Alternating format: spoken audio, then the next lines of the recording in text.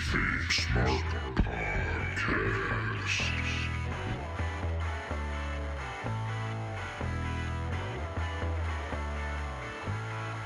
Welcome to the KayFabe Smark Podcast with Eric Todd and Brian Rampa, your smart mark source for news and opinions on the world of professional wrestling.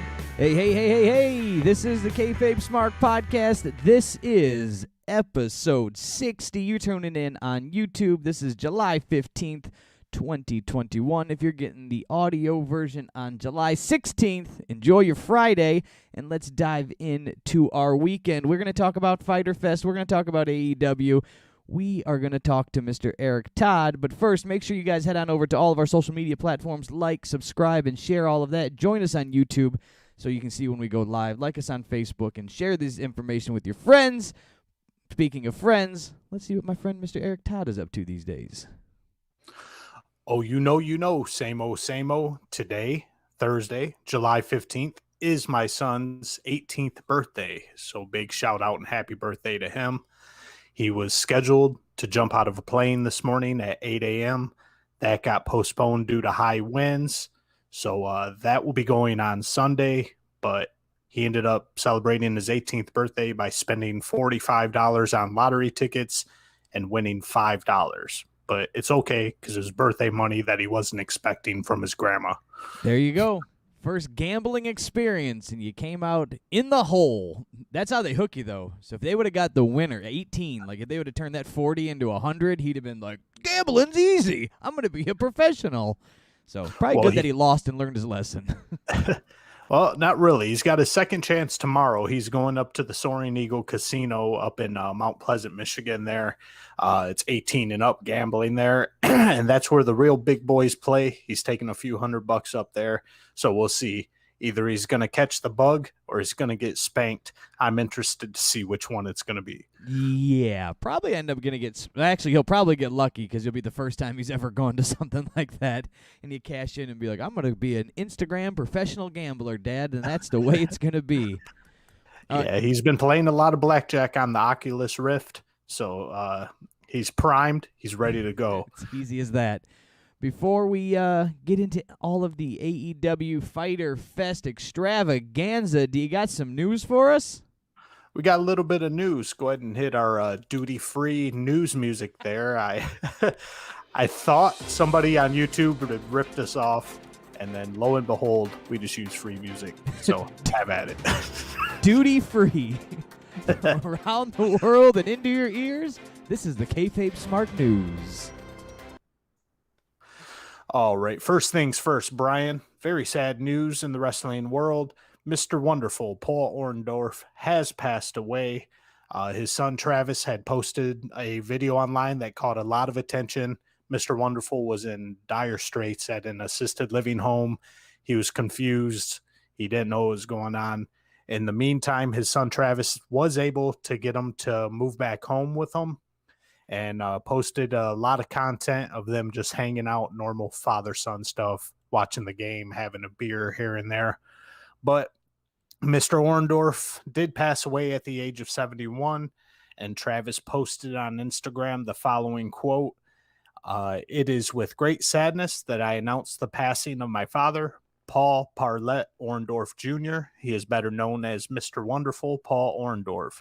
Most of you will remember him for his physique. Many will remember his intensity, but if I could only get you to understand and see his heart, he will always be Pop, Paw, and Daddy at home. And as much as many of you hated him as a wrestler, he absolutely loved you for it. He was an amazing father and showed me more love than I ever deserved. I love you, Daddy." End quote. Wow. Terribly sad. 70 is not old anymore, the older I get. And used to think Right. 70 was old when I was a kid, but that's not very old anymore, so it's a damn shame we lost Mr. Wonderful, a great wrestling mind in the business, taught lots of people, did a lot of stuff with WCW and the power plant, teaching their young crop as they would push guys through there. And he would also lay the smackdown on you in a pair of flip-flops in the locker room, as we've also heard, if he thought you were being an asshole. So God bless you there, Paul, and Always got our memories. We can tune in the WWE Network Peacock, and watch some old Mr. Wonderful, Paul Orndorff wrestling matches. Yeah, and I just thought of this. The Heenan family is now complete. They've all passed on, and they're all in the Great Wrestling Beyond. They're all united now, just wreaking havoc on wrestling rings in heaven. Yeah, I saw a meme on Facebook or Instagram that had a posting about that, and then I also saw one that said everybody that Hulk Hogan faced from WrestleMania 1 to WrestleMania 6 has passed away. So it would have been, right, you had Mr. Wonderful, then you got Piper in there, you got Macho Man, you got Warrior. I'm sure there's a few others. Obviously, there's a few others. I named 4. I can't think of the other. King Kong Bundy. Andre, I don't know if you mentioned him. Andre Bundy. So there's your 6. Yep. So, anyways, we shall move forward. Any other good news or something that we can move on past some deaths? Some little less sad news here. WWE Digital has learned that Bayley sustained an injury while she was training for her Money in the Bank match against Bianca Belair, and Bayley is going to be out approximately 9 months. Bayley was set to face Bianca Belair in an I Quit match at Money in the Bank.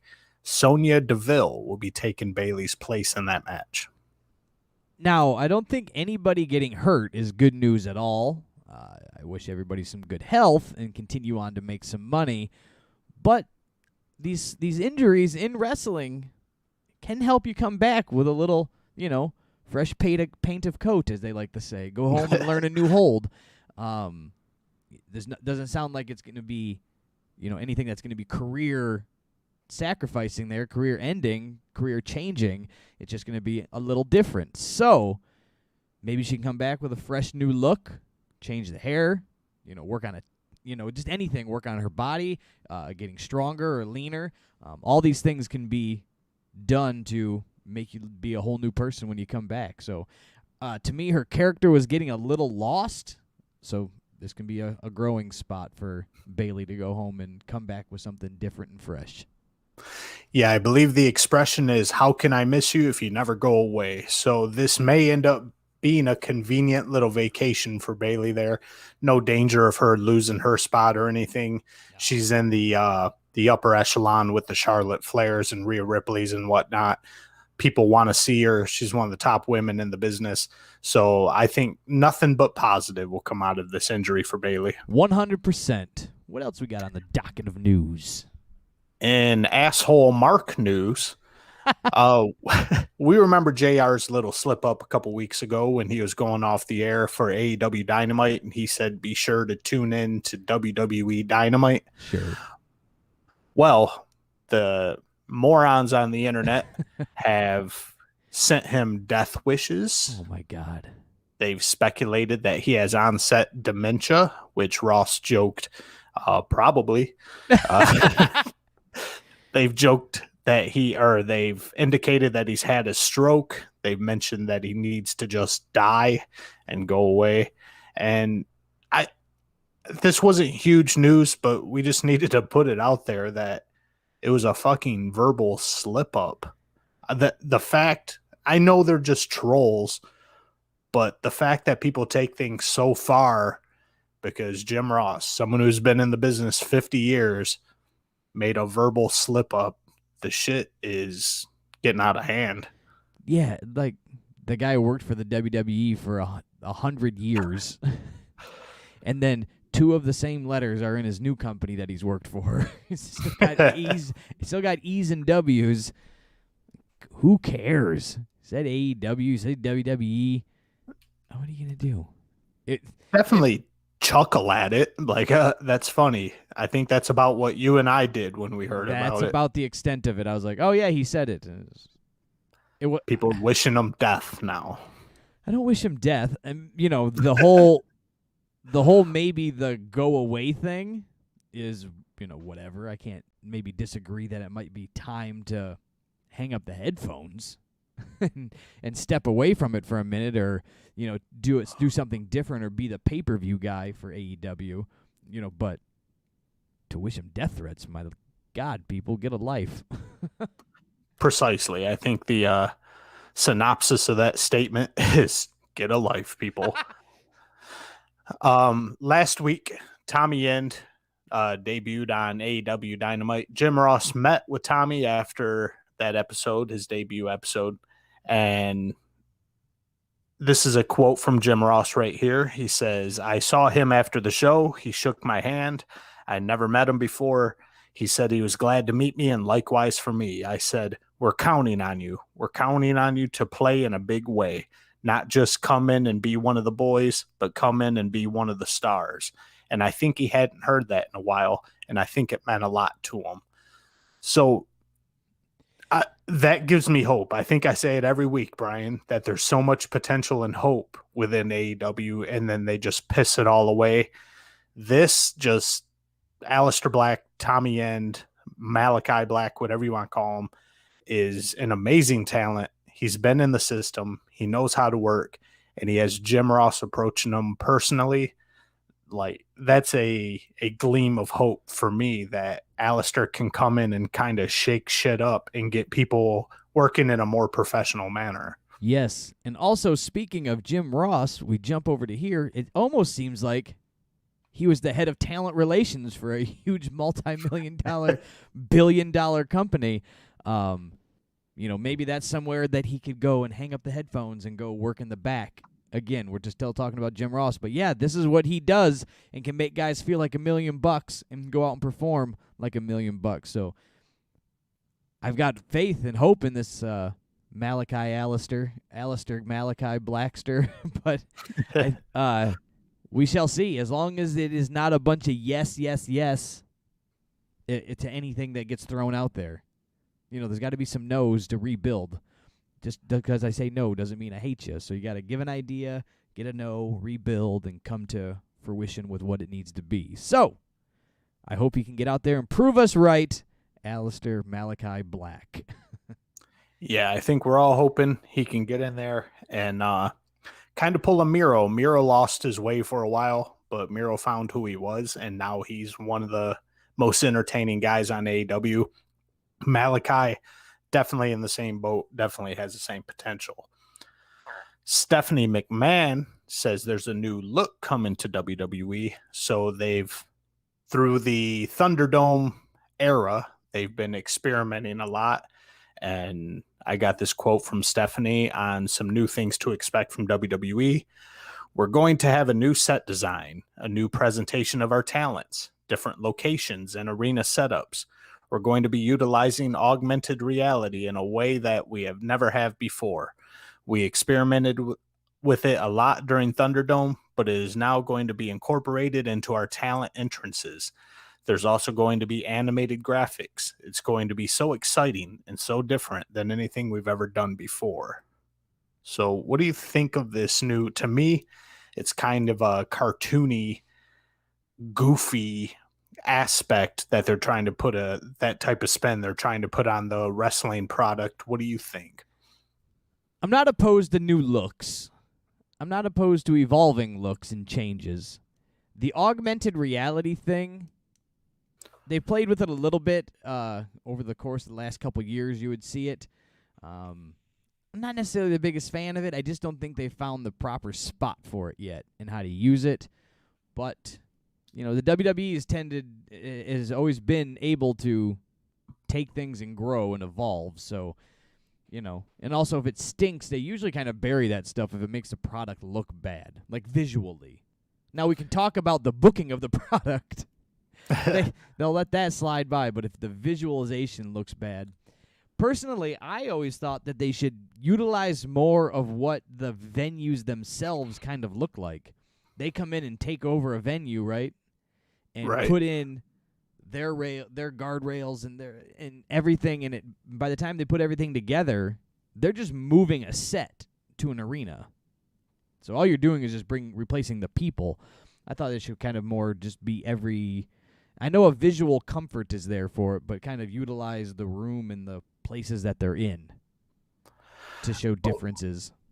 Right. I guess the best example I can think of is baseball stadiums. Obviously, WWE is not going to be playing those on a regular basis, but every baseball stadium has its own personality, so to speak. Boston with the Green Monster, Sure. Wrigley Field with the leaf walls, and Kansas City with the fountains and whatnot. So, yeah, if WWE found a way to incorporate the little quirks of the arenas they're in, that would definitely be a new, unique spin.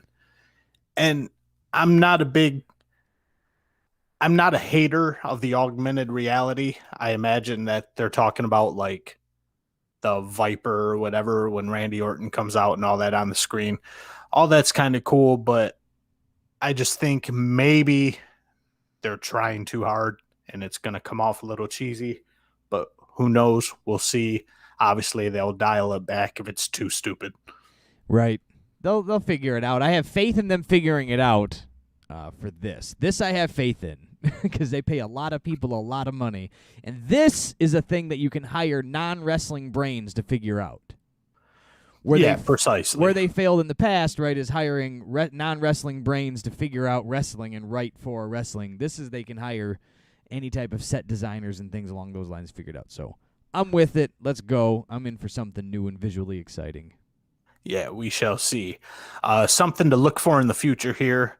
Supposedly, a whole bunch of WWE former superstars could be heading over to Ring of Honor. A report from Fightful Select has revealed that, quote unquote, multiple former WWE superstars have been contracted by Ring of Honor. The promotion reportedly has a deal in place with one to appear for the promotion very soon. Ring of Honor reportedly has at least one surprise for fans in the next week or so. Ring of Honor is also reaching out to women's talent for their revamped women's division. So that could get some more eyes on Ring of Honor there. We kind of joke that nobody knows it exists. Nobody really sees it. But there's some stuff over there that's definitely worth watching, and we'll be talking a little about that in a few minutes here. Yeah, definitely. Ring of Honor. I was really into Ring of Honor just before the pandemic, and then I kind of fell out of it during the pandemic because it was really hard to stay up on. Their arenas were already small. It just kind of got lost for me in the mix there. But they had some good stuff going on there throughout the years. They've had their highs and their lows. So if they can get some focus, they could have a pretty cool product. It's just trying to also find where the hell to watch it at. It's also the Ring of Honor problem. You got to find a way to watch it. You and I talked about Jimmy Uso and his recent DUI incident, and we speculated on what WWE was going to do about it.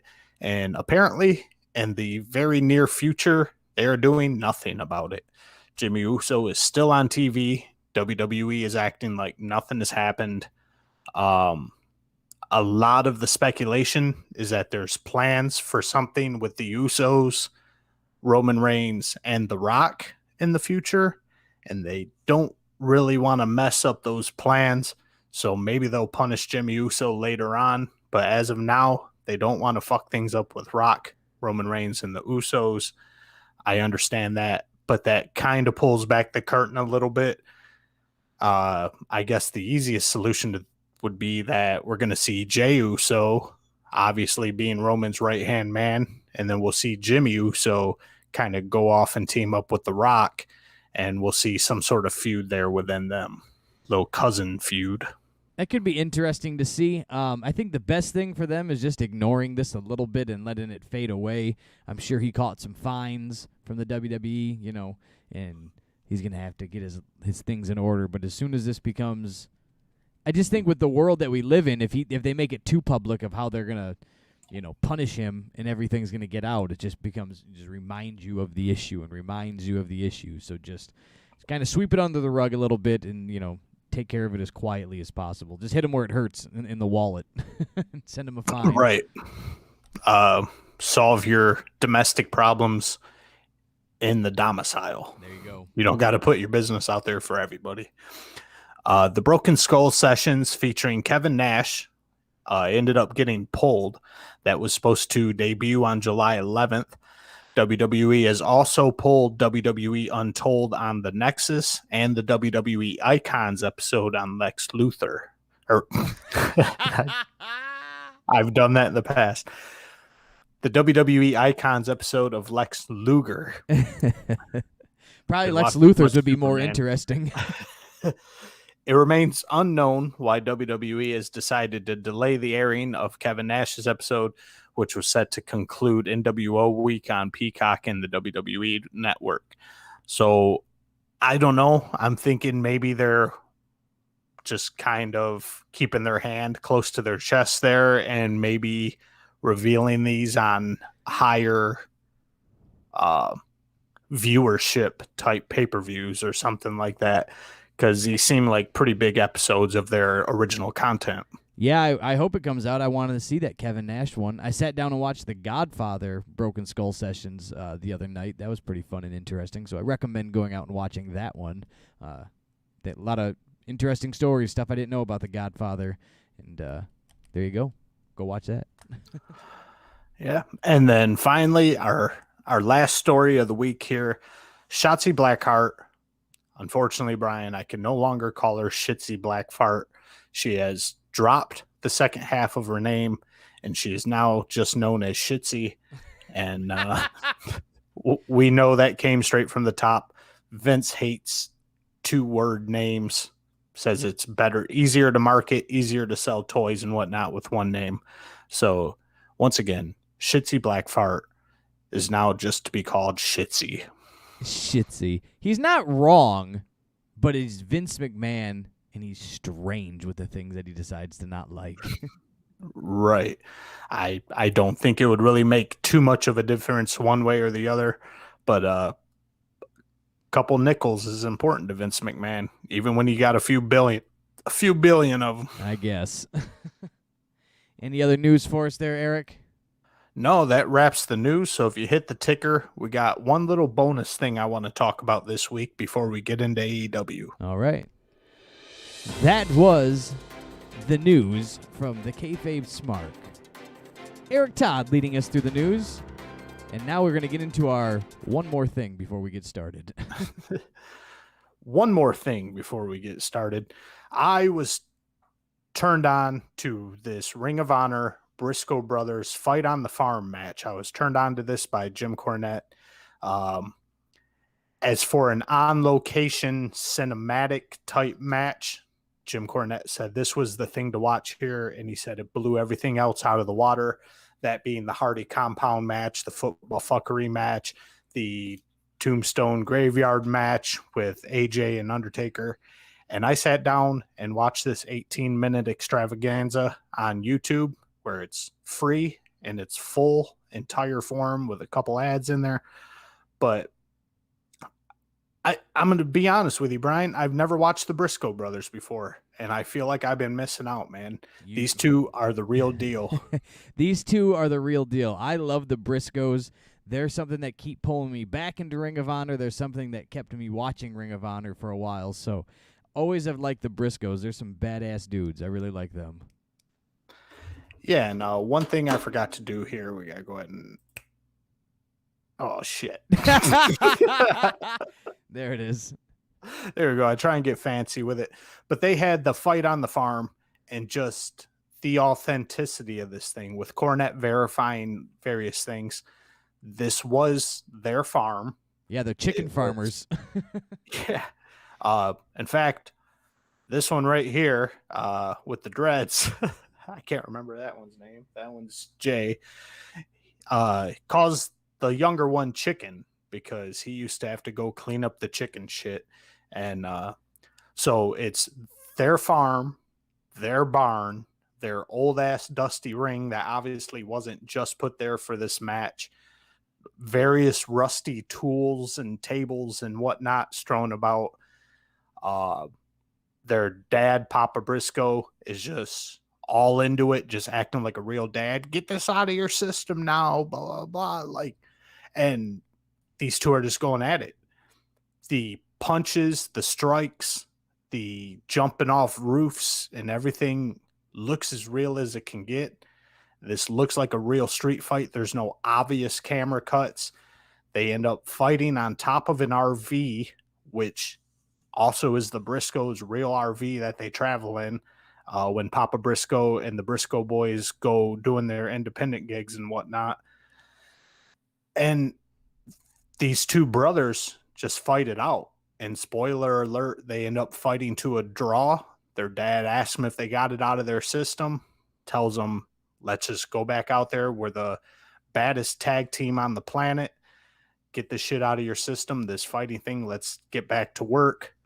And I only had one complaint, and it was very small. There was a roof spot or the RV spot or something where obviously it was a Chris Jericho-like situation, either a crash pad or cardboard boxes covered up with tarp, but it was just out of place and obviously put there just for the bump.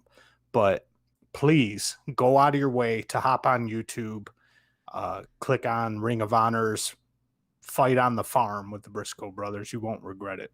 All right. Well, this was in my list to watch, and I completely spaced on it. So you've 100. I was already sold. Now I'm over the moon sold. To the moon, sold on going to watch this. So I'll check it out and bring my full report back on it next week as well. So I will watch that. Fight on the Farm with the Briscoes. Mark and I'm going to have to agree with Corny 100%. It blew football fuckery out of the water. It blew the Matt Hardy compound match out of the water. It blew the graveyard match out of the water, the AJ Styles and Undertaker. And obviously the Swamp Thing match. Well, do we even count that? That doesn't even count as a match.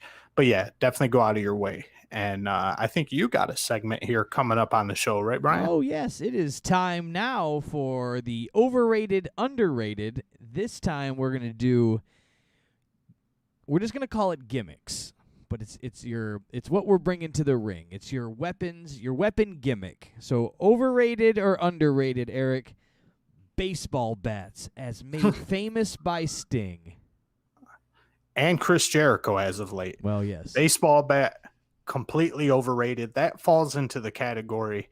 It's a weapon that if you use it the way you're supposed to use it on a foe, an opponent, you're going to knock them out, match over. So instead, we have to pretend that we're trying not to hurt somebody with a deadly weapon, put our hand over the end of it and jab them in the tummy a little bit. And that's supposed to be using a weapon. Completely overrated, garbage. Get it out of here. All right, there you go. Overrated, underrated, the briefcase as made famous by IRS. I think the briefcase is underrated because there's so many things you can do with it. You can load it with bricks or whatever. I'm sure that's happened in the past. It actually, depending on your manager or your gimmick, it can actually belong in the ring area. For instance, there's no need for a shiny brand new garbage can to just be sitting by ringside, or kendo sticks to just be sitting at the ringside. A briefcase it is something that could potentially belong in the area, and there's many things you can do with it. And I think that's an underrated gimmick. There we go. Overrated, underrated, the nightstick, made famous by the Big Boss Man. Nightstick dances dangerously on the baseball bat line, but the way you see police officers, at least portrayed on TV, they're usually taking out your legs or they're taking out your stomach. They're not trying to kill you with it. Giving you that chokehold across the neck kind of thing with it. Right. So a nightstick is a little more versatile than a baseball bat. So I'm going to put it right on the fence there and just say it's just kind of right in the middle. It's not overrated or underrated. We're going to properly rate that. Overrated, underrated, the 2x4, made famous by Hacksaw Jim Duggan. Now the 2x4. This one is a little underrated, I think, because with a baseball bat is solid, light. You can get so much speed out of it. And if you crack somebody in the head with it, you're going to kill them. A 2x4 is big. The visual there, holding it in the air, especially if it's wrapped in barbed wire, the visual there is fantastic. And the length of a 2x4 and the width of a 2x4 and the awkwardness of a 2x4, if you whack somebody in the head with it, You're not going to hurt them any more than a standard chair shot. You're just going to whack them in the head and mildly inconvenience them and put a little egg-sized lump on their dome piece. So I'm going to say the 2x4 is underrated. And this one has always been a crowd favorite of ours, Eric. Overrated or underrated? The sledgehammer is made famous by Triple H. Sledgehammer, tremendously overrated because there's no way you can use it in any form that it was supposed to be used in.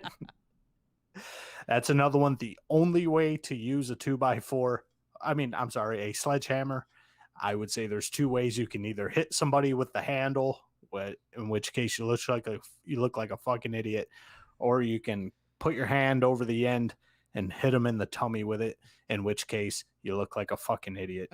Overrated. Get it out of here.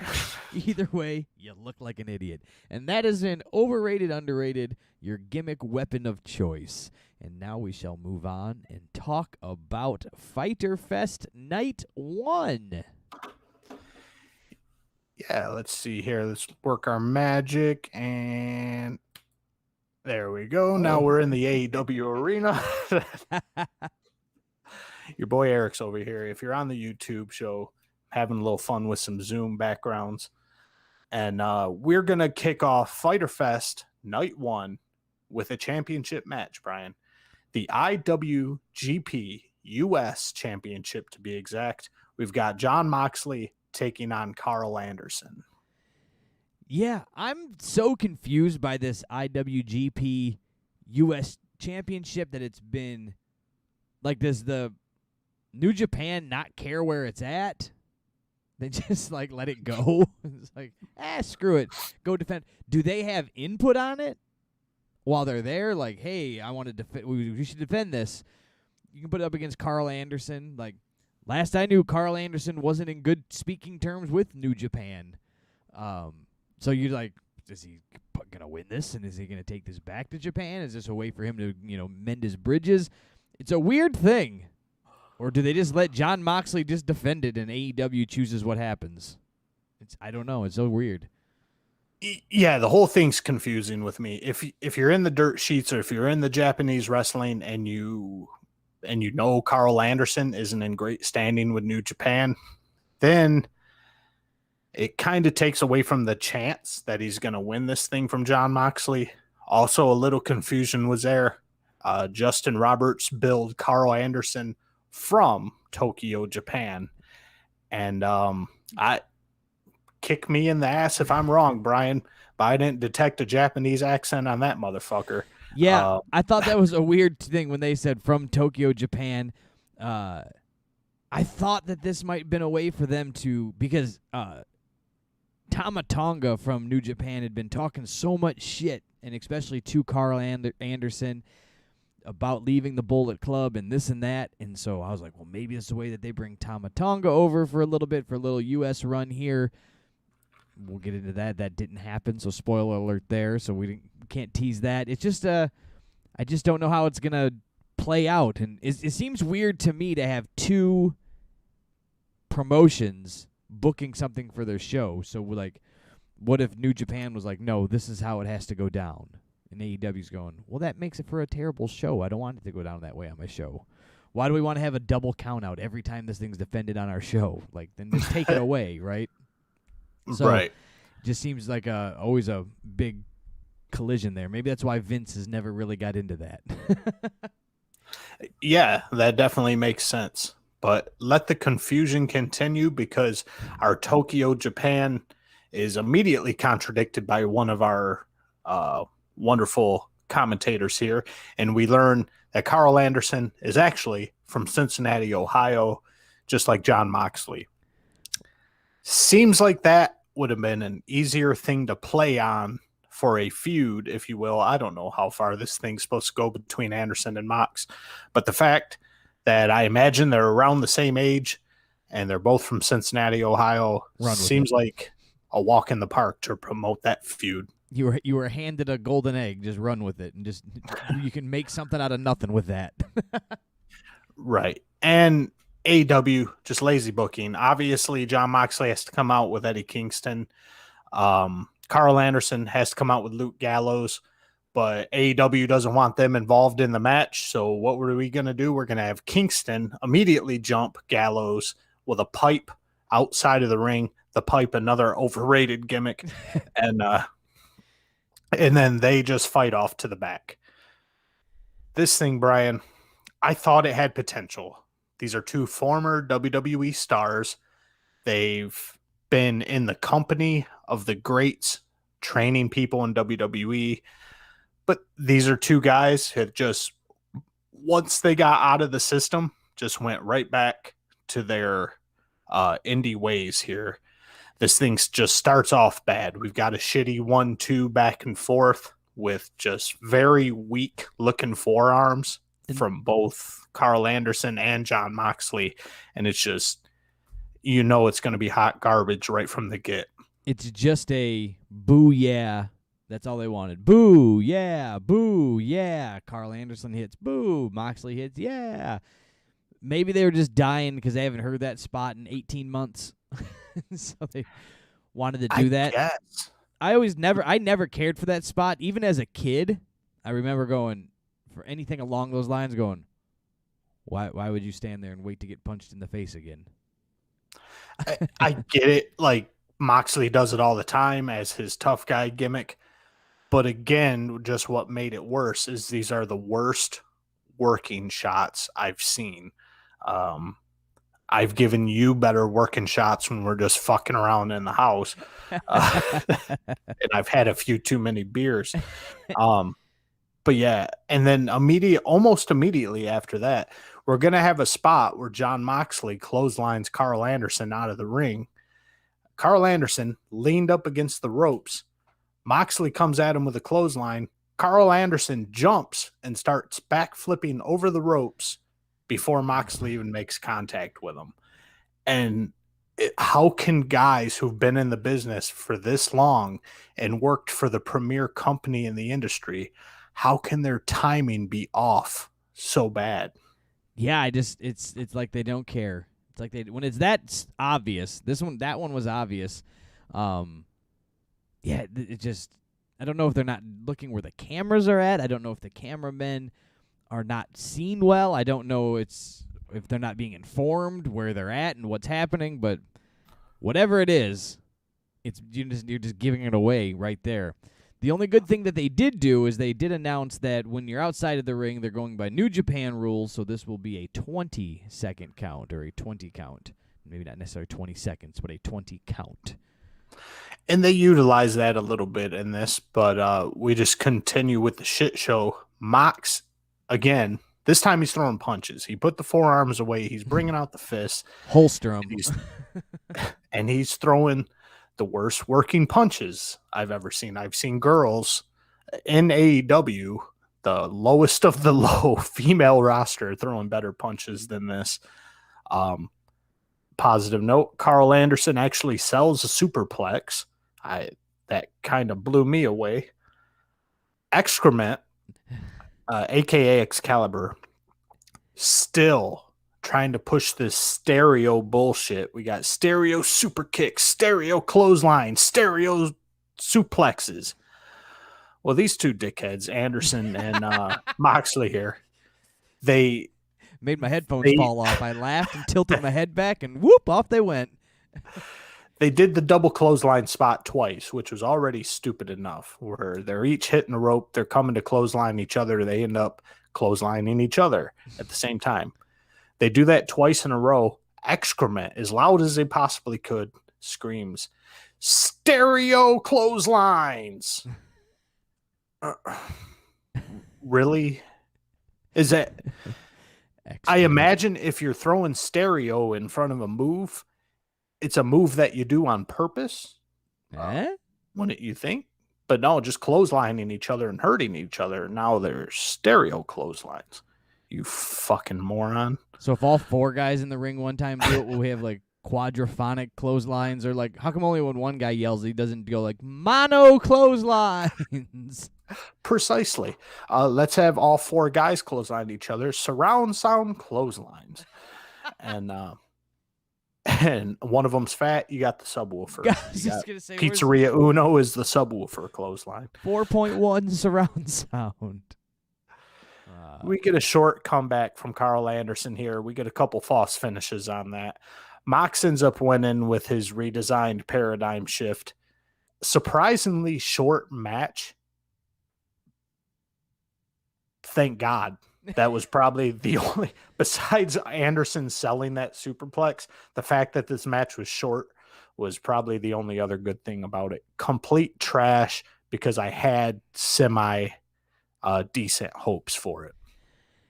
Yeah, I was more excited for it in the beginning than I was by the end, so that was disappointing. I didn't find all of the trash that you saw, as you pointed out. Then you always end up going, son of a bitch. There was some of that in there. But I guess maybe I just came into it with AEW glasses on and was semi-pleased with what I got. It didn't get too long, so that was, again, a good selling point. They got in there, they did what they did, and they got out. I thought they could have handled the manager or the friend guys on the outside a little better. They could have had them get into a fight and get kicked out. But I think the fact that they took the fight to the people is a thing going, hey, we got crowds back. Let's take this to the crowd again. They did it last week with Dustin and that other dickhead.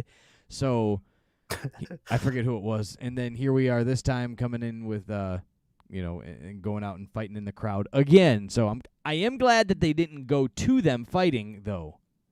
They left them alone. They said they're off, they're fighting, they're doing their thing, and they disappeared. They weren't involved in the match anymore. So I can appreciate that. It seemed they just weren't clicking. Maybe that's all it was. They just weren't clicking. These guys weren't gelling.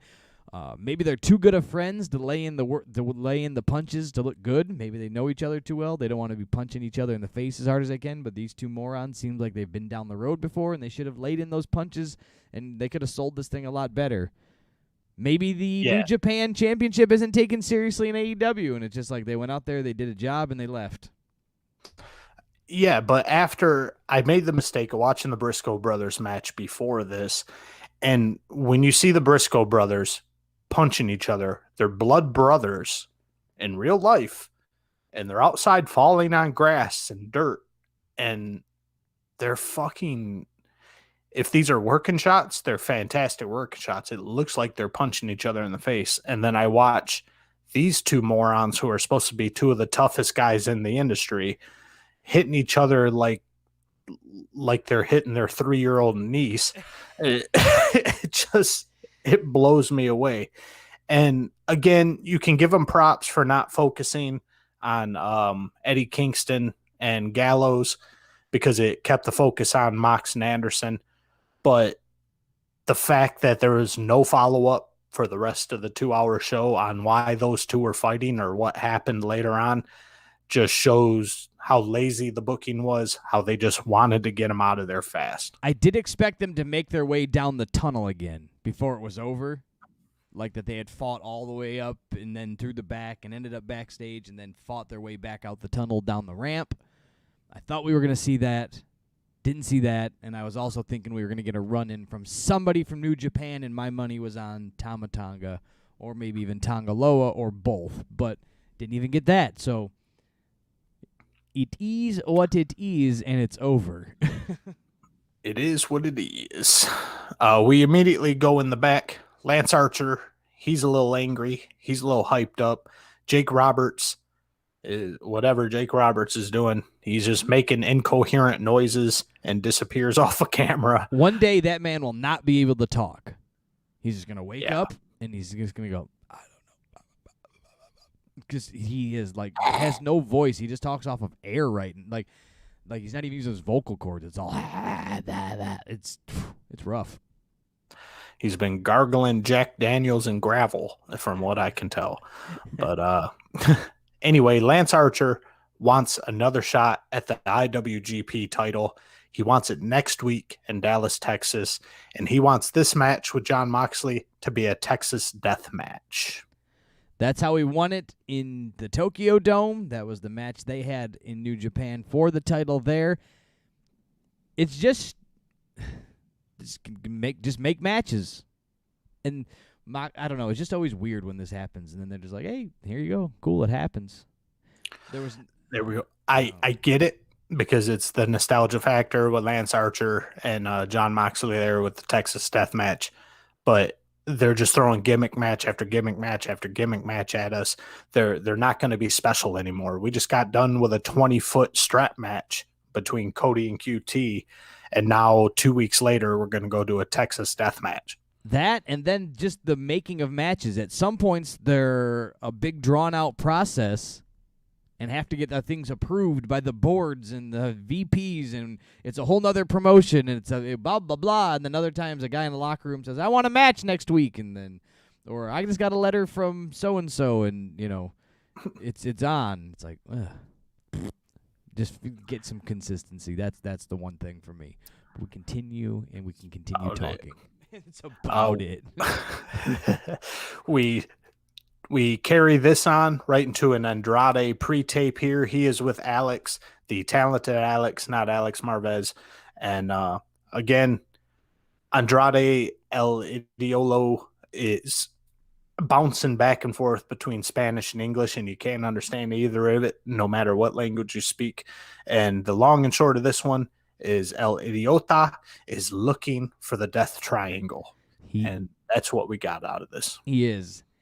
These pre-tape things are going to get old, and they're not going to work well.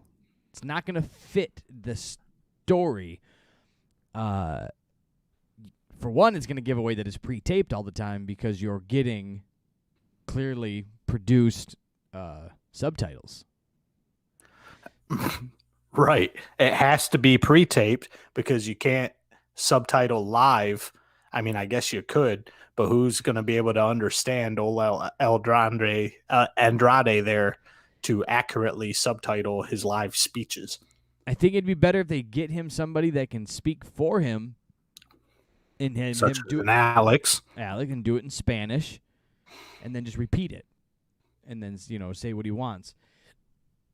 That's just all I'm thinking. It's just going to run into a wall, and they're going to hit these they're going to run into a wall with this type of pre-tape. And more about this with AEW as it unfolds throughout the night here, but it really seemed like it was just segments of a show was recorded, and in no particular order they're put together.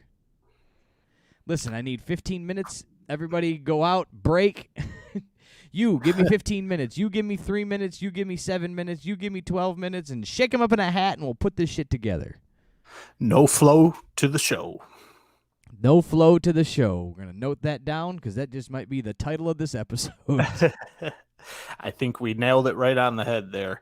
And moving on to another non-flow match here. Ricky Starks is going after Brian Cage in that FTW championship. And poor Ricky Starks, Brian. Poor Ricky Starks for having to work with this fucking botch machine, Brian Cage. Cage, we're not even 30 seconds into this match, Brian. This was obviously supposed to be Ricky Starks bouncing off the ropes, setting up for a body slam. Or, I'm sorry, setting up for a hip toss. Old Brian Cage thinks it's a body slam. Gets his feet in the wrong position, ends up doing a half-ass hip toss and dropping Ricky Starks right on his head. And if you don't remember, Ricky Starks just came back from a fucking neck injury. And because Brian Cage can't keep his spots in order in his head, we're going to go ahead and try to kill Ricky Starks tonight. Just going to go ahead and kill old Ricky Starks tonight. My first thoughts on this match were, I think the crowd is going to fuck up the story writing, the storytelling and the planning of whatever they have planned for this, because Ricky's clearly over like Rover, and the crowd is behind him from the word go. But he's supposed to be the heel. And he's working heel this entire match. The crowd didn't give a shit. No, they like who they like. They like who they like. I mean, Brian Cage was trying to be pushed as babyface, and they were not digging that, and they put over old Ricky Starks, like I said, over like Rover. So we'll see how the planning of this goes. Yeah, and the botches continue from Brian Cage. Again, bless Ricky Starks. You would think he'd have a little ring rust from being gone for so long, but he's like a fish in water here. Brian Cage had Ricky in the corner. He's supposed to tackle him in the corner. Ricky's supposed to move out of the way. Cage is supposed to post himself on the ring post between the turnbuckles. Stops about 2 feet short. Ends up stopping at the turnbuckle pads, but sells it anyway because that's the spot. He's supposed to be hurt and stunned, and Ricky Starks is supposed to start working his shoulder and his arm. Well, you're a professional, Brian Cage. You've been doing this for years. How do you stop 2 feet short from posting yourself? How do you not have the ability to post yourself without hurting yourself? That was just a stutter step hesitation that completely blew the whole spot. Yeah, there was a couple in this match that were just, you could tell, where am I supposed to be? Let me get there, and let me get get in a line. Just, I think my thought is that they're planning these matches out like step by step with IKEA instructions that nobody understands. They're in the back with a notebook or an iPad, and they are listing these things 1, 2, 3, 4, like Macho Man and Steamboat. Right. You go back and then you listen to an interview with Jericho. I forget where I heard this, where he was telling this at, but when him and Shawn Michaels were gonna fight, he had an idea for the beginning of the match, and then he kind of got lost in the middle. Then he stopped. He just sat down and wrote down this idea. He met with Shawn to go over the match the day before, and Shawn goes, "Well, I've got an ending." And they go, "Well, what about the middle?" And they go, "We'll call the rest in the ring." So this is how we want it to begin. This is how we want it to end, and we'll figure out the rest. We're professionals. I think there's just too much planning going on because you've got such intricate, overdrawn spots in these AEW storylines these days that they just got to remember so many things. Like, who cares if you just post yourself or do that, or if you miss the post, don't go to it. Just turn around and grab Ricky Starks and slam him and go, we're moving past that. It didn't happen right. We'll go to it in a minute. Right. But for no contact and then to sell it like you're stunned is, beyond me. You got to be able to adapt. You got to be able to improvise. And things are just falling apart. Brian Cage did hit a nice looking super kick. It looked like he kicked Ricky's head off. I don't know if that was the MVP cameraman in there or if he really did kick Ricky's head off, but that was a fantastic super kick. He gets a 2 count out of that one. Yes, I mean, that 2 count would have won champions. That super kick would have won championships in any other matches throughout the years. With a guy like that throwing a super kick, he could have hit a field goal from the 1-yard line of the opposite team there. Right, but with a 160-pound man with a broken neck, that's good for a 2 count. And so we got Starks in the corner, Brian Cage on the ropes above him. Ricky Starks, slippery snake, slides out of there, ends up getting a big power bomb on Brian Cage here. And the size difference and the fact that a power bomb's happening to Brian Cage, but in a believable fashion, props to Ricky Starks on that one. But he gets a 2 count out of the power bomb. Ricky Starks ends up getting distracted by Hobbs. And here we go again, Brian Cage. The sloppiest F5, F10, you want to call it. Go F yourself. Pretty much zero rotation on it whatsoever. He goes from a torture rack, about a 3-degree turn on the throw and twist. Gets a 2 count out of that. Hook ends up distracting Bryce Remsburg here. Hobbs hits Brian Cage with the belt. We get a spear from Ricky Starks, and we've got a new FTW champion. And we find out that this was all a plan brewed up by Team Taz, and they backstabbed Brian Cage, and Ricky Starks is your new FTW champion. Well, I mean, we all saw that coming, right? Clearly. Okay, so I'm not alone. This was an easy one to read what was happening. So, but it happened. They won it. They went over dirty over Brian Cage, and the crowd still didn't care and popped for him, for Ricky Starks. Yeah, this is what happens when you just have a bunch of guys that are middle of the road where they can be dicks to each other's as wrestlers, but they're not dicks to the audience. They don't know how to make the audience hate them. And then you end up getting this weird vibe throughout the whole promotion where you got guys that you want to be hated, you want to be heels, but the crowd just cheers the shit out of them. And AEW's response is, oh, whatever, let the crowd decide. And it's just lazy booking. Whereas if they took their time and they used the minds that they got backstage and put some work into it, they could make these guys heels that the audience despises. You're not wrong. You're not wrong. I think money's getting in the way too. They want to sell Ricky Starks t-shirts. Back in the 70s, 80s, 90s, if you were a heel, your goal was to sell 0 t-shirts. Yeah, that will hurt that. So if you're going to go with the old school mentality, that'll hurt your bottom line on things along those lines. Hate to say the same word twice. But anyways, we should move on. Yeah, we got a lot of talking in this episode here. Cody comes out. He's cutting a promo on Tommy End there, up there on the stage. He decides to make his way down to the ring because he's super mad. He needs a microphone from one of the PAs. He's angry, Brian. He's angry that Tommy End kicked Arn Anderson, a 62-year-old defenseless man. He calls out Tommy. Tommy comes out on the Titantron there, tells a story about a man killing a prized horse because it was the best way to have that horse go out with his pride. And lights go out. Tommy End is in the ring. We get a short 10-second brawl, and every official, every security guard, every guy in a suit, every Jarrett in the house was in this fucking ring to break up these two professional athletes who are having a bit of a disagreement. Yes. I did like this. I liked that how it was told. I liked Cody being so mad that he had to go to the ring. I liked that he was seeking revenge on Arn Anderson. All this made sense. I loved how Tommy End, the story he told was a little weird. He's a little weird, so I can roll with that a little bit. The smoke in the background of this clearly defined set was a little overdone for me, meaning like they had this lights and the smoke moving and stuff. Like he's just so creepy. He's like it's on his he just always has smoke in the background of a room. Like he could have been anywhere. I mean, they put John Moxley in every boiler room there is from here to Maine.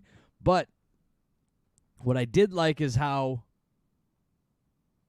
Cody was wearing all white, babyface. I picked up on this also, yes. Tommy End wearing a suit of all black, trying to be heel, and then they go into the brawl. These guys should have fought more. They completely robbed us of that. It didn't need to turn into a match. It needed to turn into a brawl of them beating the hell out of each other. You want to get back in the crowd. Why wasn't that taken to the crowd? There's another way they could have taken this match to the crowd. This should have been broken up by the Nightmare family and not a bunch of referees and trainers and, producers from backstage. They definitely could have got more drama out of this by maybe not having 15 people come break them up. And have a couple at a time come down, throw Bryce Remsburg off on his ass, throw Dick Knox over in the corner, and have these two separated, come back together and brawl. Exactly. Separated, come back and brawl. But instead, we're just completely ripped off in that aspect. Exactly. I was going to say that. They needed to have them do the old can't keep their hands off each other, beat the hell out of each other. Then, to even take it to the next step, Tony Khan could have come out on TV and said, He loves being on TV. Night 2, Fyter Fest, next week. You, in a ring, put a cage, whatever you want to do. And you guys are going to beat the hell out of each other. You're going to do it right, though. And keep them separated and blah, blah, blah. Brought the drama up. They should have went to commercial, non-picture-in-picture commercial and come back and still had them going at it. They should have came back out from the tunnels. So even if they did it in picture-in-picture, right, and they get them to split, heel tunnel, face tunnel, and as soon as it comes back to full screen off the commercial from picture-in-picture, they're back out. They can't. They should have cut to those two beating the hell out of each other all night. They should have been like, what's happening backstage? Boom, they're beating the hell out of each other again. What's happening in the car? Boom, they're beating the hell out of each other again. They get them separated, and then next thing you know, one escapes and starts beating the hell out of each other. It should have happened 10 times last night. You know what we call that, Brian? No flow to the show. Moving on. This is a comedy bit that I didn't mind. This was a pre-tape backstage that actually made me chuckle a bit, and it was original, and it was proud and powerful through and through. It was them, proud and powerful, Santana and Ortiz. They come across old Tully Blanchard, and they're not too happy with young Tully here, and they have him Young Tully. They have Tully pulled back. He's his arms are being held behind him, and I believe it's Santana pulls out a crowbar, and at that point they had me, because I'm like, that's a fake ass crowbar. You can't do anything with it. And Santana flinches at Tully. Tully braces for impact, and Santana does not hit him. Throws the plastic crowbar on the floor and says, "It's fake, pendejo, but next time it's going to be real." And I just thought that was great. That is Santana and Ortiz. That is something I would think they would do to me in real life if they came across. I did like this as well, because it wasn't, how do you get out of a crowbar spot? Like, how do you get you out of it with Right. if you're going to claim that it's real? So then you really, mollywop this old man over the head with a crowbar, and then he's there next week, or he's there in a couple more segments down the road of the show. So this was a scare tactic, get him to wet his pants, and the whole thing was funny. It was very similar, right, to when Vince was had the gun to his head in Austin 3:16, right, and then the flag comes out and says bang. Like, where do you go with this? You got a gun to a guy's head. How do you get out of this? Oh, it was a toy. It was a toy the whole time. It worked then, and it worked last night. I loved it and thought it was great. There's a way that they can handle comedy and still get a point across. They still looked mean.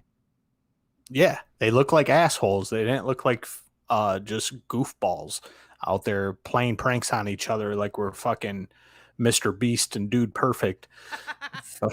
These look like real criminal assholes. Have you been watching my threatening YouTube feed? Now we got Tony Schiavone. He's bringing out Adam Page. Adam Page wants a shot at Kenny Omega.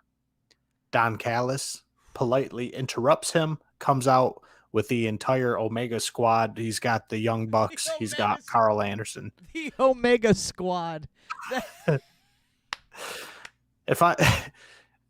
I mean, you can go on and on about alpha males and omega males and fucking beta males. This squad is just a bunch of fucking goofballs. Anyway, Young Bucks grew mustaches again. They got Chia Pet upper lips, man. I don't know how they can rock this shit. They can change their mustaches every week, and they can go from a Old West curly Q to a Hitler mustache in 3 seconds if they really want to. But Don Callis interrupts him, brings out the Elite. Pie Face Buck gets in the ring to browbeat Adam Page. Page ends up hitting Buck Hogan here. We get a nice little brawl between the Dork Order and the Elite, and some back and forth. We get a match that, correct me if I'm wrong, Brian, but according to this show and according to the internet, there is no date set on this thing. We're going to have a 5-on-5 elimination style 10-man tag team match with Adam Page and his select 4 members of the Dork Order taking on Carl Anderson, Luke Gallows, the Young Bucks, and Kenny Omega. If Page's team wins, not only does he get a title shot, but 2 of the guys from the Dork Order get a tag team title shot. If the Elite wins, Sounds like Adam Page just has to disappear. Kenny Omega told him he has to leave the business, go home to mommy and daddy, and obviously the Dork Order don't get a chance to go after their belts. So unless Adam Page has an early retirement scheduled or a trip to to Connecticut planned, there's no way that the Dork Order and Adam Page are losing this match. Yeah. The way you explained it here tonight made way more sense than the nonsense that happened on Wednesday night. So as I sat there and watched this unfold, there was so much if you and then if I, but if they, and we get this and a 10-man thing that's happening at a date that we're not talking about but will happen. I got confused on what the hell was happening. At the end of the day, I thought I was being wordy with that explanation, but that by far was a condensed chicken soup version of what really was on TV. Man, it made me dizzy listening to that, and there was a lot of if-then statements. It was like they're programming in Q Basic. I didn't know what was happening. You got to subtract your age divided by your shoe size, and that's how many guys you get in the ring. It was confusing. Again, we didn't get a date. My brain assumed Fyter Fest Night 2 being next Wednesday, but I guess we'll see if that's the night. I don't know. Otherwise, the next pay-per-view isn't until Labor Day, so right. Labor Day weekend. A date was not specified as far as I saw, and this is very predictable booking in this one. We obviously know Dork Order is going to win this match with Adam Page, and then that immediately sets up a Page and Omega match to take place sometime in the future, and it's a free match for the Young Bucks to go kick the shit out of a couple Dork Order guys. So just very predictable booking on that front. Booked way out ahead, because I don't think this is happening next week, or else they would have promoted the shit out of it. And just kind of left me in a state of confusion. The only other way out of this that I see is that Adam Page does a big heel turn and rejoins his buddies in the Elite, and it was all a big farce to beat up the Dork Order. That could be a twist of fate that absolutely blows my wig piece back. And I will come on here and say, wow, they surprised the shit out of me. That wasn't predictable booking. I hope they do that. I really hope they do that. Yeah, why not? And then we move on. That was that after we got all confused and my brain was hurting. Yeah, and now we finally get Alex Marvez. I know everybody's been waiting to see Alex Marvez. Dying for Alex Marvez. The absolute epitome of excitement in AEW. Alex Marvez is in the back with Chris Jericho. Jericho's cutting a promo on MJF with Greek mythology and 5 labors of Jericho and yada, yada, yada. I'll be honest with you, Brian. I like Chris Jericho heel promos way more than Chris Jericho babyface promos.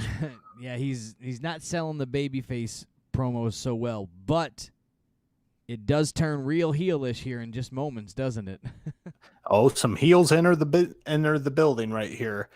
Ari Spears comes in with his chair and his chairman gimmick. That chair shot to the throat piece was pretty dope, though. It came in good. It may have hurt. It may have had to have been so dope that it had to have been semi-real, but it came in fast, quick, and effective, and that was pretty cool. Yeah, I'm pretty sure he pissed off the Irvine clan with that one. Looked like he really connected with Jericho's throat with that chair, and we get a little shit talking from MJF here, and it turns out that out of the 5 labors of Jericho here, the first match is going to be against the chairman, Sean Spears, and Spears is allowed to use a chair. Jericho is not. So that's some heel shit for real coming from MJF. Yeah, I think it's a little lazy as well, but we'll push past that and let the match talk for itself before I shit on that. Lazy and predictable, because I don't think there's one person that watches AEW that thinks out of those 4 matches, this is the first one he's going to lose. Yeah, he's just going to lose it to... It's over. So basically you have a match that in any writing form, Jericho cannot lose this match, but we're going to stack the deck against him. It's just fake and lazy, and we'll just see how Jericho gets out of this one.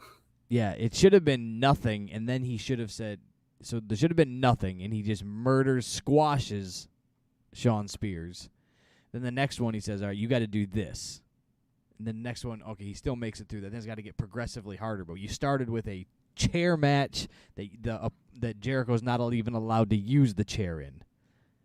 Right, so stack the deck gradually. And he has to win because otherwise we're not going to get this MJF Jericho match that they've already really sold us, right? So he has to win. Right. So, yeah. Next on our list here, we get an actual wrestling match, Brian. We get match of the night right here, in my opinion, my humble opinion.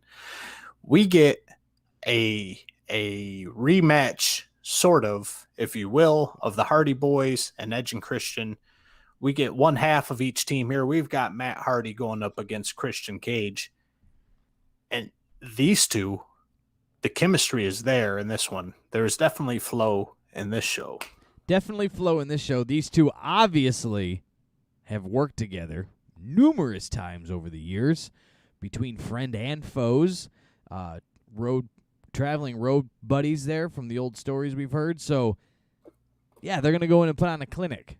If anybody came to them and said anything other than just go out there and do your job, they did their job wrong. And they should have said, Christian, do you need anything? You want me to tie your shoes?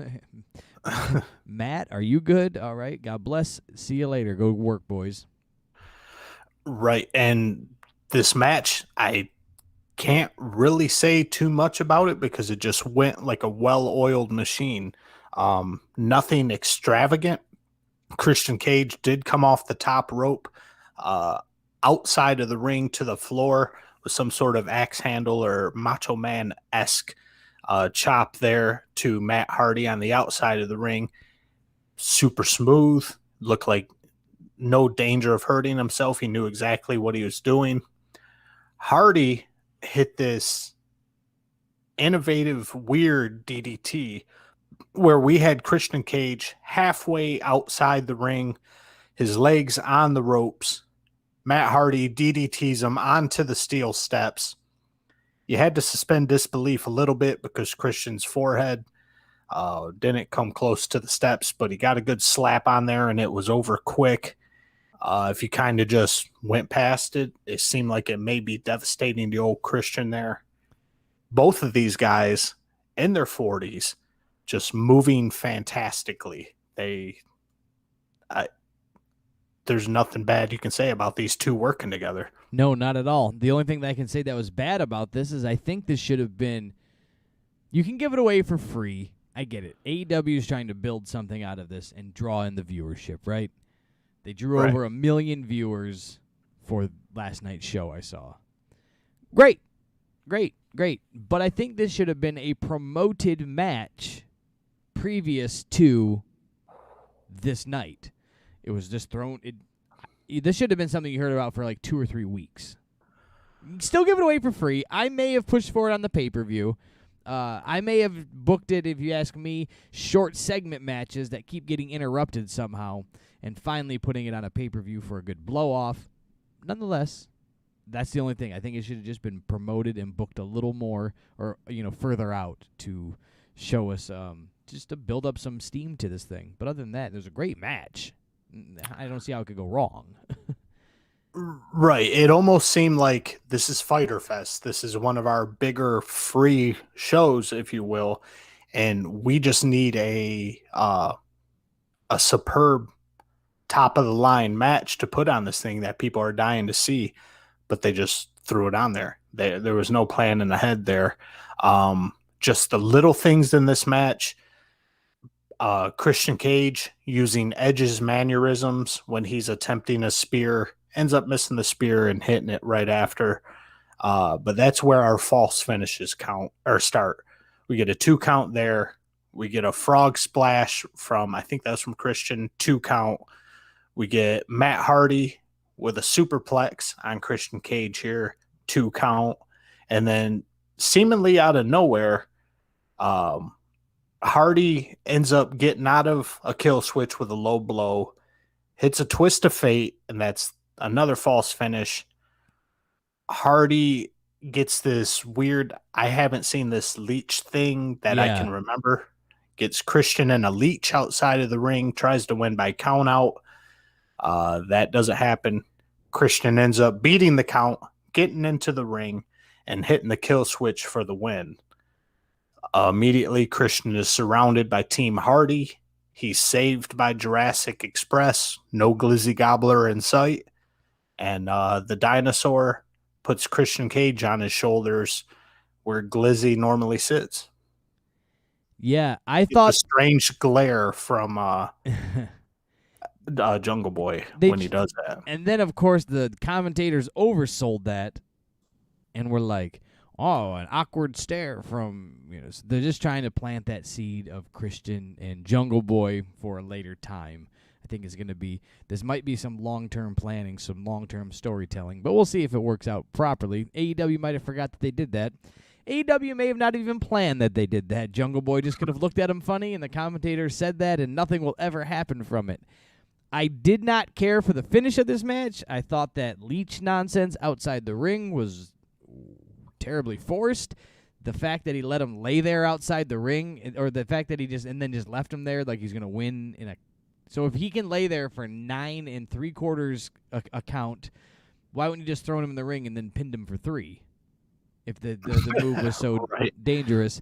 The fact that it was down to the very last seconds and then Christian can make it into the ring, kick him in the gut, hit him with a kill switch, and win the match. Like it was kind of like, hey, time's up, let's get out of here. And then right. Fantastic match with great chemistry between these guys. Abrupt, weird, interrupted, slowed down, sped up finish. Yeah, so just AEW put on a great match with this one and then botched the finish.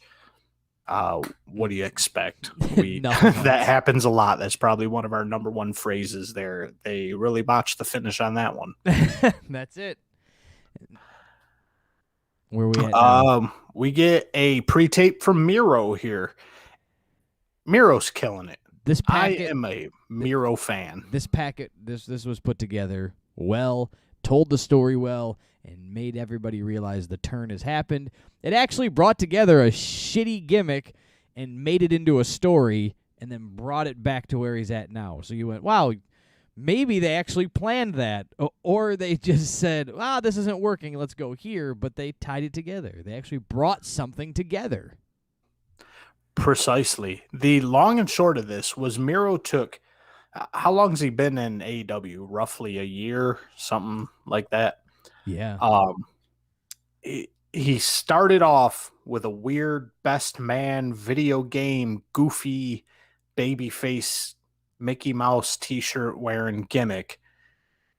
And then seemingly right after a real life feud with Jim Cornette over Twitter, where Cornette said, you fucking idiot, you're acting like a goofball, be who you really are. Nobody in AEW listened to that, by the way. Nope. They've all never heard it. Nothing to do with it whatsoever. Nope, none of them have ever even heard of Jim Cornette. The very next week, Miro's the heel he needs to be. He was his character in WWE, started crushing and murdering everyone in sight. This promo tied that entire year or so together. He was not who he was supposed to be, and he was punished for it. He found out who he is supposed to be and embraced it, and he was immediately rewarded with the TNT Championship belt, and now he is the Redeemer. We'll see where that goes. The Redeemer thing was a little off the wall for me, but we'll see where Miro takes it. They love a good slug line, a good slogan in the AEW. I think it's to help sell the merchandise, but they could have just said another t-shirt in the Miro store on ProWrestlingTees.com. Yeah, but I did enjoy this. I thought it tied it very well together, and it made you forget about how shitty the past was, because you're like, oh, he was confused, and he left this, and he wasn't at home with his wife, and blah, blah, blah, blah, blah, and he tried to do this, and now he's just going to beat ass. Cool. I like it. Cool. I like where it's going. Tony Schiavone is out in the ring, and he brings out Britt Baker.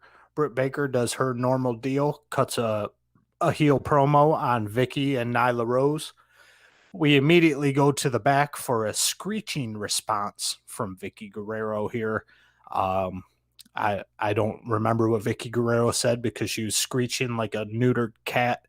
And Nyla Rose chimes in, and she's using her tough guy voice on this one to say that Britt Baker's days are numbered. Numbered. Britt delivered it well. Then the awkward afterbirth of the promos backstage were kind of shitty. Didn't care for that. But it was Vicky Guerrero, so you can kind of buy the fact that it was going to be bad. It's supposed to be, right? She's supposed to be loud and annoying, so what do you want? I don't know. Right. Where do you go? We get what we pay for with Vicky Guerrero. How do they get out of this nonsense? Again, a ton of talking in this episode. We're in the back, and Moxley accepts Lance Archer's challenge. Blah, blah. Texas death match. You're going to die. Survive. Blah, blah. You get it. You get the gimmick. A lot of overrated gimmicks in this one. We're probably going to see kendo sticks, sledgehammers, baseball bats, everything that should be in a murder scene, but nobody's going to be injured at the end of the night. Precisely. They're going to all go to Dairy Queen and have a foot long and an ice cream cone after. We get the AEW Dynamite debut of Wheeler Yuta, Brian. And he is with Schmuck Taylor and Orange Cassidy. He's part of the Best Friends clique. Breast Friends. And they are taking on Sammy Guevara. Or I'm sorry, not they. Wheeler Yuta is taking on Sammy Guevara. Cool. Yeah. Surprisingly, because I've never heard of this Yuta fella. Have you seen him in New Japan a lot? I got nothing on this guy. Yuta man, Brian, because I haven't seen him either. Fucking double guns, Todd. Fuck yeah. We get a smooth and fast-paced start out of this. These two are working well together. There's some good back and forth, but I didn't understand what was going on here because the way they were talking about Yuta coming out here, they were talking him up. He's part of the Best Friends clique. He's coming over from New Japan. They're almost promising big things. The equality and back and forth of the beginning of this match with Sammy Guevara, and then Sammy Guevara almost flips a light switch, ends it quick. Very quick ending on this one with a top rope coffin style cutter and a GTS. And Sammy Guevara gets the 1, 2, 3 almost immediately on Yuta here. Yeah. This guy just kind of looked like a well-trained scrub. But why did they hype him up so much and make a big deal of his debut just for Sammy to squash him? Sammy shouldn't really be squashing anybody. He's 132 pounds. Yeah, he can get the win, but to squash him, right? Right. It's different. There's a difference. So I don't know. Confusing ending on that match there. Also didn't We're care. immediately more promos, Brian. We got Schiavone in the back with QT Marshall. He spouts some nonsense about Cody. Apparently, even though Cody has started this thing with Aleister Black, apparently the way this promo went seems like the QT Marshall Cody Rhodes thing is going to continue on. And this promo ended with a little bit of coffee being poured on Tony Schiavone's head. This was a pre-tape because Schiavone was out in the arena doing live commentary, and he feigned embarrassment that he got coffee poured on his head by QT Marshall. Yeah, they did sell that at least that it wasn't current, that it was a tape thing, that he was trying to get some information from him before the show. I can give him that. This is part of what I was speaking about earlier when I said that it seems like they're doing 15 or, just you go record some segments, you go record some segments. What do you want me to do? Get together with your guys. Get together with some guys, record some stuff for me and bring it back, and we'll just plug this in the show, and we'll make a story out of it. It's like a Mad Libs of like making a show, right? Like you guys go make something and we'll see what's told at the end and it'll be hilarious. Like that's how I feel it's put together. Precise. Yeah, it's like a bootleg version of Mad Libs. Angry Libs. We'll call this one Angry Libs. Where did this promo fit in at? We haven't heard from QT Marshall. I mean, like all show, we didn't know like Cody Rhodes has beat him twice now. We're still on this thing? He can still be on the show. I'm not saying that, but he's on and then he's like he's a dickhead to him. He's trying to really go over as a heel, and the only thing that we keep going back to though is Cody Rhodes. You got nothing? You can't pick a fight with Dustin now? Right. Move on, QT. Cody's busy. He beat you clean. Twice. Move on to the older Rhodes brother. Something. We are next on our agenda here. We've got the great Penelope Ford. She's taken on Yuka Sakazaki. And unfortunately, Brian, I had to take my goldfish for a walk, so I wasn't able to catch this match. Yuka Sakazaki did hit the magical girl splash to pick up the win, though. And she went over Penelope Ford here. Yeah, this was a shit match to place these girls in. Like, it was just a shit match. It was booked shit. If she didn't come back and win after being told that she had been gone from AEW for 16 months, first off, I didn't know she was there 16 months ago. I was going to say, I assumed this was her debut. I never heard about Yuka Sakazaki. She had been there 16 months ago, and then I'm assuming the pandemic got in the way and she had to disappear for a while. But, you take somebody like Penelope Ford, who you had built a character around for quite a bit of time now, and tried to build it up with her with a wedding and with Miro and anything else new. She had TV time and she had a little bit of a story going. She comes out with nobody, nothing, and just it's just shit on. And you just saw it coming because they had said that she'd been, this was going to happen. Yuka Sakazaki hasn't been here in 16 months. Well, fuck, put her against anybody, she's going to win. Right. And just like to reiterate what you said, Penelope Ford came into AEW as Joey Janela's girlfriend and just kind of an accessory. She was a jobber. She never went over anybody. She was just there to be enhancement talent. And they've worked with her over the past year or two, and they've made her an actual contender in the women's division. And then she gets magical girl splashed. And it's a wrap on Penelope. Cool. Sucks for her. Nobody cares.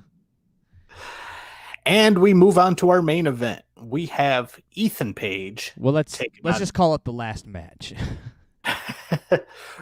Right. Yeah, I guess the main event was probably Hardy versus Cage. Not Page, not Adam Page or Ethan Page or Brian Cage, but Christian Cage took on Matt Hardy. I'll call that our main event. But anyway, we get Ethan Page taking on Darby Allin in a coffin match. And this was a weird match too, Brian. The way the flow was so choppy, this entire 2-hour thing, they had to be running low on time. Everything was just so sloppy and abrupt, and this match was no exception. This match was no exception. First off, this had every gimmick in the book. This had every weird angle in the book. They took everything from Wrestling 101 and said, hey, here we go.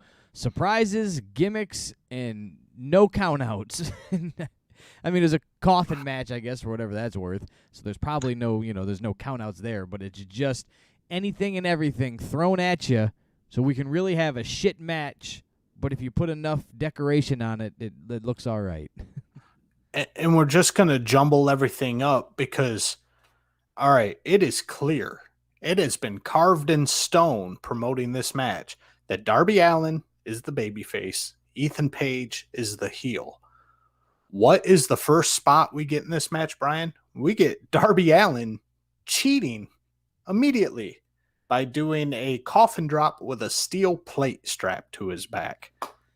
The commentators tried to cover that up and use that. He's going, hey, this is a coffin match, no rules. Oh. So then I let that go, but then he took it off.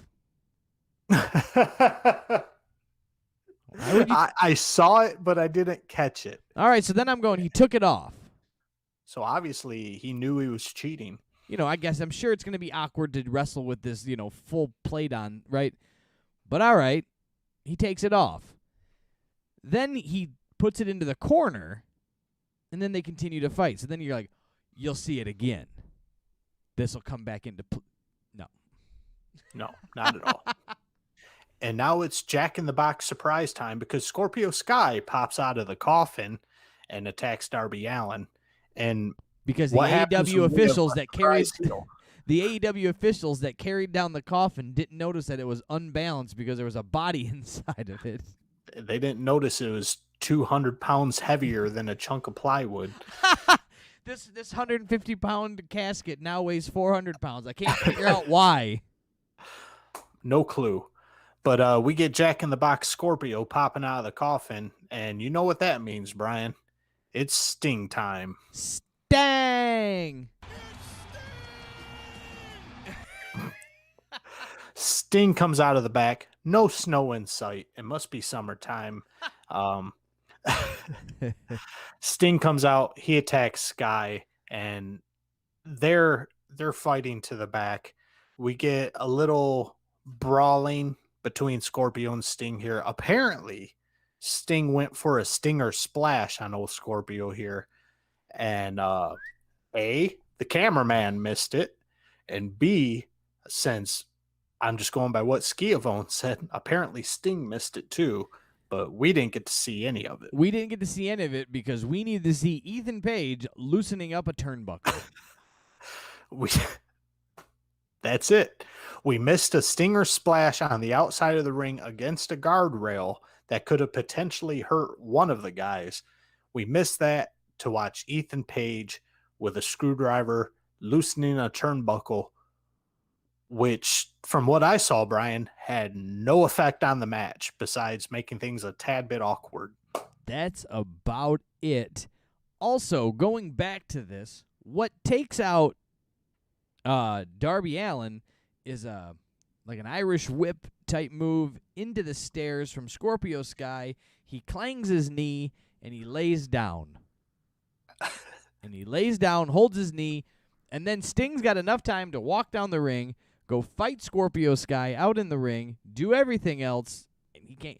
We've seen the man get thrown downstairs. We've seen the man put himself in a bag and get drugged behind a car. We've seen the But he hurt his knee on the end table as he was going to bed. And he's down for the count. He's got rickety knees, Brian. The injuries are adding up. He's got rickets. I don't know what to tell you. This thing, that's what takes him out. At least he could have been thrown into the coffin and, Scorpio Sky could have sat on it, or Ethan Page could have sat. I guess that would have won the match. He couldn't have done that gimmick. But you get what I'm saying. They just literally hit his knee. They ignored him. He laid there. He undid the ropes. The other two guys fought, and, Darby got to take a nap for about an hour and a half. Yeah, and lazy booking. That's about it. And not to say the bottom rope being unhooked didn't play any role in this match. It just was very insignificant because Ethan Page takes the hook from the turnbuckle that connects it to the corner post, hooks it to Darby's necklace, and snaps him back. Awkward moment here because Darby's necklace snaps with the force being pulled by Ethan Page here, but he still throws himself back and flat back bumps in the ring as hard as he possibly could with his broken necklace laying right next to him. Then let's not forget, now, in just a few moments, Darby Allin gets the hook, and he fish hooks Ethan Page. And he fish hooks him so hard that it never even touches his cheek. You don't even see the is- cheek bulge where the hook would just be pushing. I could make this thing. I could fish hook you, Eric, with this hook, and it wouldn't even hurt you a bit. But somebody would go, well, hell, he's got that hook inside his mouth. Because you would at least see your cheek move. This is not a sharp hook by any means. The purpose of this hook is simply to wrap around a loop on the ring post to hold it in this place. But he is so gentle and so careful, Darby Allin, putting this hook into Ethan Page's mouth that his cheek does not bulge. It does not touch his teeth. They are working together to be very gentle with this hook. And that was the two instances where this hook was used. A botched, shitty spot just for Darby to take a flat back bump in the middle of the ring, and to have it playfully in Ethan Page's mouth. And But last week, it's like we swinging get a sledgehammer at somebody. If you can't do it, don't fucking do it. Last week they end the show with a mouthful of thumbtacks and a super kick to the mouthpiece. This week the hook never touches skin. Yeah. This hook was as boring as Taz's son Hook. This hook sucks just as bad as him. I can't tell which hook was worse in this show. I would say that Taz's son Hook was a tad bit more entertaining. Ethan Page hits a top rope ego's edge, slamming Darby flat onto the steel steps. That was a nice spot. I'm going to give it to him on that one. It had to be a nice spot because Darby Allin is a psychopath and didn't take a bump. He got thrown and dropped on his back on the stairs. There's no bump about it. He just said, throw me on that. It'll be funny. He doesn't have to sell. That was my comment on Darby Allin. Darby Allin doesn't have to sell because the shit fucking hurts. He really is taking it and doing it, unfortunately. It's going to shorten his career by years. But it looks good at the moment. Let's rewind things a little bit here. So we've got him taking Ethan Page's finisher off the top rope onto steel steps, and immediately is able to take back control of this match with a whole bunch of eye gouging and biting. But when Darby Allin slightly bumped his knee on his nightstand earlier, it put him out of commission for 45 minutes. And so that's the consistency of this match we're working with. 100%. It was either all or nothing, and was the nothing. Yeah, this thing, it was, he takes that, and again, he takes a fish hook, a hook from the ring post to the neck around his necklace and just gets whiplash from it, but it's all over the place. And we're coming up on the end of this thing, and don't worry, guys, you won't be disappointed. This is as quick, abrupt, and as awkward as the rest of this episode. Darby Allin getting a whole bunch of biting and eye gouging going on. Darby retrieves his skateboard, gets on the top rope, does a skateboard stomp onto Ethan Page's back, and that was enough to put Page out for the count. He is rolled into the coffin. The lid is slammed. We think that's the end of it, but that's not the end. Brian, what kind of afterbirth did we have after this? Well, I mean, what could you do if you have a coffin, and we would have to do the literal coffin drop onto the coffin. You have to. You can't have a show without it. You couldn't.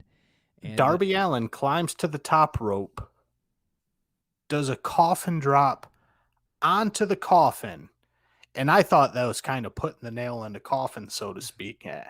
And but no, he goes right through the middle of the coffin, and this is cheesy and as shitty and as overdone as it was. You kind of got to give Darby props on accuracy for this one, because the frame of that coffin looked pretty damn solid. If he would have been off 6 or 7 inches, he'd be in spinal surgery right now. 100%. I thought a cooler way to end this, because this had a lot of moments leading up to this, because you had the fight back and forth inside the coffin where Ethan Page gets kicked in. They're doing a little booyah back and forth battling inside the coffin.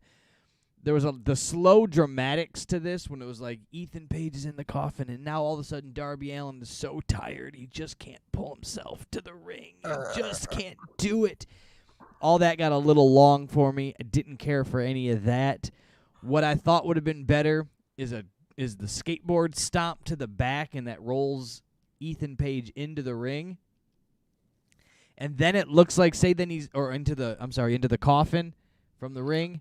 And then you get Darby Allin should have scaled up the ropes, set up for the coffin drop, but Ethan Page loses his own match by pulling the lid down, so Darby has to go through it. Boom. Darby wins.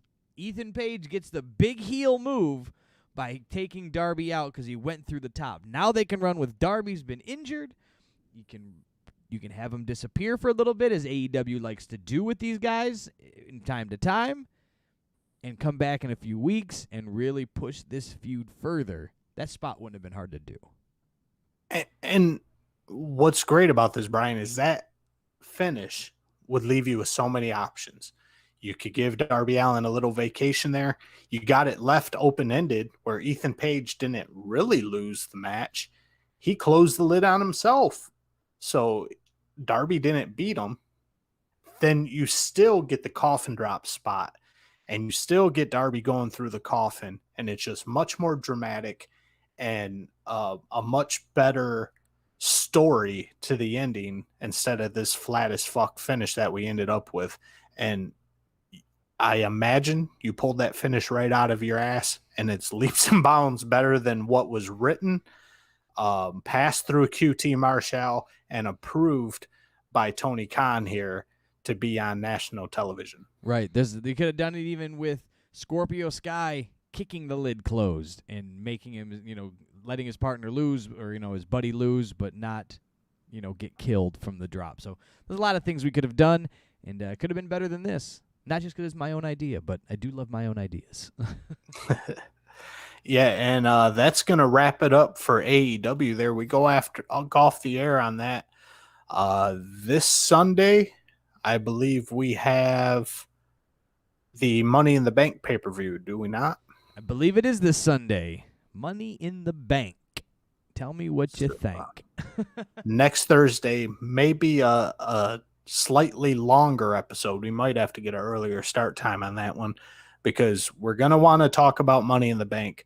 But Fyter Fest Night 2, I'm sure there's some surprises in store. We got to talk about that too. So we shall see how next week's going to go. Yeah, we'll have to either that or break them up into two things. But nonetheless, we will be here on YouTube. You should join us on YouTube. Download the audio. Share it with a friend. Like us on Facebook. Hit us up on Instagram. And let's have some fun talking some pro wrestling. Eric Todd, do you have anything to share with us? I'm going to pop back to my library here and let everyone in the internet wrestling community know that hooty hoo, we out the gate.